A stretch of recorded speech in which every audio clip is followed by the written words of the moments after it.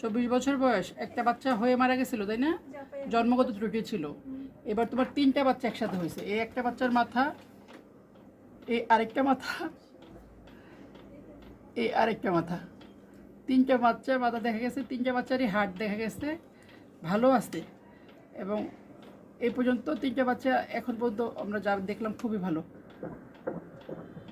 এই একটা বাচ্চার হার্টবিট, আরেকটা বাচ্চার